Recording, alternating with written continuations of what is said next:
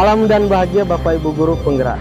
Pada saat ini saya akan melaksanakan percakapan pra-observasi dan observasi pelaksanaan rencana pembelajaran dengan menggunakan metode pembelajaran berdiferensiasi.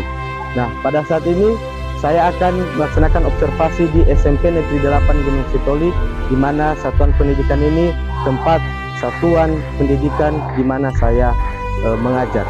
Baik, untuk itu mari kita sama-sama mengobservasi rekan sejawat di SMP Negeri 8 Gunung Sitoli. Salam dan bahagia Bapak dan Ibu Guru, calon guru penggerak.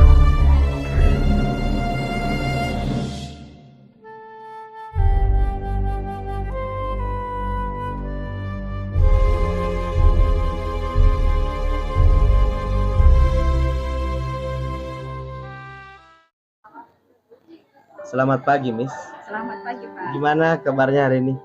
Luar biasa, yes. Waduh, semangatnya luar biasa ya. Ya.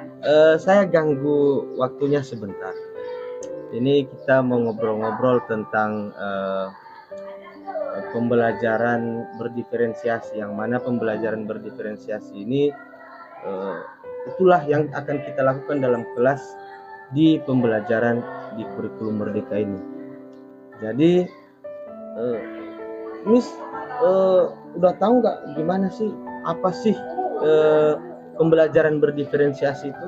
Oh, pernah dengar sih, tapi untuk bagaimana aplikasinya masih belum sekali. Baik, jadi sedikit saya kasih pengimbasan tentang pembelajaran berdiferensiasi ini. Jadi mungkin nanti minggu depan sesuai dengan materi kita bahasa Inggris, misalkan bisa melaksanakannya dalam pembelajaran di kelas. Jadi dalam pembelajaran berdiferensiasi itu tujuannya hanya satu, yaitu untuk memenuhi kebutuhan murid dalam belajar.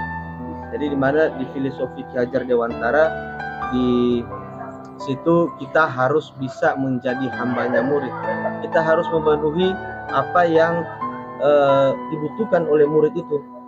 Nah, menurut Tollington tahun 2001 itu pembelajaran berdiferensiasi adalah usaha untuk menyesuaikan proses pembelajaran di kelas untuk memenuhi kebutuhan belajar setiap individu murid. Nah, dalam pembelajaran berdiferensiasi itu ada serangkaian keputusan yang harus masuk akal.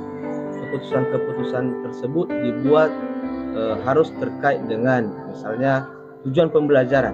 Tujuan pembelajaran harus didefinisikan secara jelas dalam rencana pembelajaran atau RPP. Kemudian guru harus bisa menanggapi, merespon kebutuhan belajar murid. Guru harus bisa mendengarkan apa sih maunya murid itu gimana. Kemudian kita harus membuat keputusan juga bagaimana kita menciptakan lingkungan belajar yang baik untuk siswa. Nah, kemudian kita harus bisa memanajemen kelas dengan lebih efektif. Nah, untuk masalah penilaian dalam pembelajaran berdiferensiasi itu penilaian harus bersifat berkelanjutan. Tidak selesai hanya sampai di situ. Kalau ada siswa yang mana kita tahu siswa itu masih belum tercapai tujuan pembelajaran kita, maka kita bisa berkelanjutan dalam memberikan penilaian sampai dia itu mampu, yaitu bisa sesuai dengan kebutuhan. Nah, dalam mengidentifikasi dan memetakan kebutuhan murid, tentunya kita bingung mana sih, ada 32 siswa, berarti ada 32 juga yang akan kita buat sistem pembelajarannya atau metode pembelajarannya. Nah, sebenarnya itu salah. Nah, nanti kita memetakan minat mereka itu berdasarkan bagaimana sih kesiapan belajarnya. Nah, bagaimana mereka merespon kalau ada materi baru yang akan kita berikan kepada mereka. Kemudian minat siswa. Ini minat siswa ini bagaimana sih mereka itu dapat terlibat aktif dan merasa memiliki tentang materi kita itu. Mereka akan bertanggung jawab untuk menyelesaikan segala proses pembelajaran yang akan kita sampaikan. Kemudian profil belajar murid. Jadi profil belajar murid ini, contohnya ini mengenai lingkungan belajar. Ada siswa yang tidak suka kalau itu ada kebisingan dalam kelas. Ya, ada juga siswa yang suka have fun aja. Mereka semangat ketawa-ketawa, bercanda-bercanda sama temannya. Mereka juga suka. Ada siswa yang sukanya selalu pengennya heboh. Ada juga siswa yang pendiam. Nah, itu adalah kita harus mengenal profil belajar mereka seperti apa. Nah, kemudian nanti kalau kita sudah tahu 32 orang siswa dan 32 sifat mereka juga dalam kelas, dan kebutuhan mereka juga 32 macam, minat mereka juga demikian, maka kita kelompokkan mereka dalam kelompok-kelompok kecil.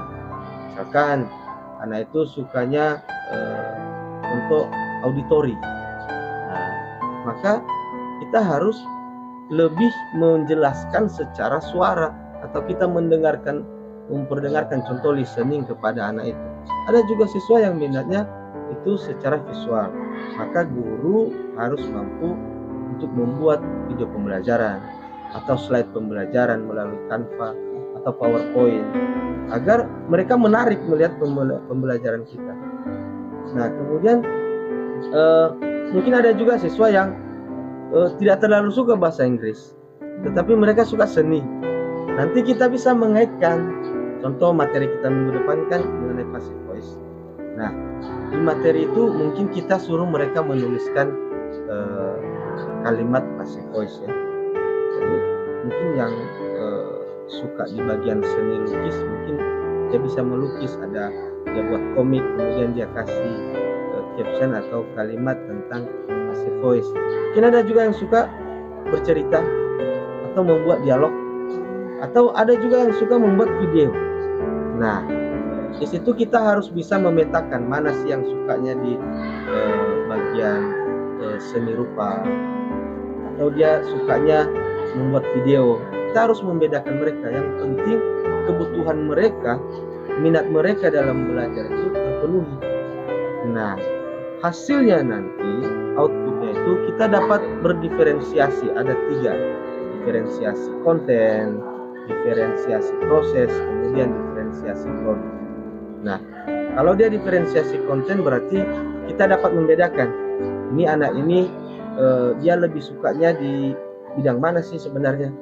Jadi kontennya, kalau kita itu sukanya anak itu suka auditori, maka kita memberikan konten yang auditori. Kalau anak itu suka kontennya visual, dia suka melihat, mengamati, menonton, mendengar. Nah, maka kita harus mencukupi juga kebutuhannya itu dengan cara membuat video pembelajaran, slide pembelajaran yang menarik. Nah, kemudian diferensiasi proses. Nah, kita menilai apakah proses yang kita terapkan dalam tujuan pembelajaran kita itu proses, mulai dari proses pembuatan tugasnya. Mereka sudah melalui proses-proses itu tanpa kita melihat ini bagus atau enggak ya, hasilnya bagus apa enggak. Kita menilai prosesnya aja. Nah, kita dapat berdiferensiasi proses. Kemudian ada diferensiasi produk. Nah, ini sudah sangat jelas. Produknya apa sih? Kita nggak melihat prosesnya, nggak melihat kontennya. Tapi kita lihat apakah nanti yang mereka buat itu tugasnya dalam bentuk gambar, atau mereka membuatnya dalam bentuk video, atau dalam bentuk lain. Bisa juga dalam bentuk langsung secara lisan. Bisa juga anak itu membuat dalam bentuk lagu. Nah, boleh. Jadi itulah secara umum gambaran secara cara kita membuat pembelajaran berdiferensiasi. Nah, dalam pembelajaran berdiferensiasi ini kita harus mencantumkan juga yang namanya pembelajaran kompetensi sosial emosional. Di sini sebelum pembelajaran kita harus mengajak siswa dulu merasa nyaman dan semangat. Nah, caranya bisa juga dengan mindfulness, bisa juga secara ice breaking. Jadi sebelum pembelajaran dimulai kita ajak dulu mereka semangat. Nah, mungkin kalau mindfulness kita ajak mereka tarik napas, kemudian buang dari mulut, kemudian kita ajak mereka membayangkan sesuatu atau mengungkapkan sesuatu apa sih yang mereka suka. Nah, atau juga bisa dengan ice breaking. Nah, bisa secara mungkin tepuk tangan atau menebak nama kota atau mungkin dengan penguin dance. Nah, bisa. Jadi itu termasuk dalam pembelajaran sosial emosional. Nah, sebelum juga pembelajaran dimulai, kita bisa membiasakan siswa berbudaya positif. Misalkan dengan menyanyikan lagu wajib nasional. Kemudian mereka kita ajak untuk berdoa. Jadi nanti kalau mereka sudah terbiasa, berdoa itu menjadi tanggung jawab mereka. Dan mereka merasa yakin kalau setelah berdoa pasti jiwa mereka atau batin mereka akan merasa tenang, nyaman dalam pembelajaran. Jadi secara umum gambarannya seperti itu, Miss. Nanti RPP-nya akan saya bagikan formatnya kepada Miss, dan itu mungkin bisa Miss terapkan dalam kelas minggu depan. Jadi apa saja kelemahan nanti minggu depan kita bisa coaching kembali, nanti bertemu kembali di setelah pembelajaran kelas selesai. Baik, terima kasih Miss untuk waktunya dan selamat mengajar berdiferensiasi. Terima kasih, sama-sama. Terima kasih. Terima kasih juga. Ya.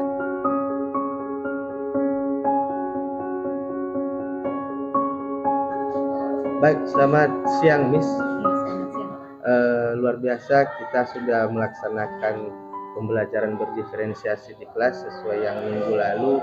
Kita sudah ada kegiatan pra observasi dan hari ini sudah terlaksana.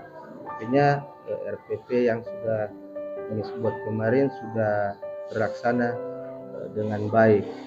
Nah, meskipun di sana sini masih ada kelemahan dan ada beberapa catatan-catatan yang bisa saya ambil setelah pembelajaran selesai tadi. Yang pertama itu di dalam RPP itu terdapat kegiatan mindfulness, tetapi kenyataannya belum terlaksana tadi di pembelajaran. Kira-kira kenapa belum terlaksana? Iya Pak, karena menurut saya tadi sudah saya terapkan yang namanya speaking, dan itu sudah mewakili dimana saya lihat juga anak-anak bisa semangat dan konsentrasi ataupun fokus di dalam pembelajaran. Oh iya, jadi Ini sudah mewakili ya. Nah, kemudian di dalam RPP tadi ada pemutaran video pembelajaran. Di situ ada ya. Nah, tapi saya lihat tadi cuma slide aja, video pembelajarannya belum terlaksana. Kira-kira kenapa? Iya Pak, dan ini tadi kebetulan sarana yang saya bawa speaker itu kerusakan. Jadi tidak ada saya putar, sehingga saya hanya menampilkan slide-nya saja.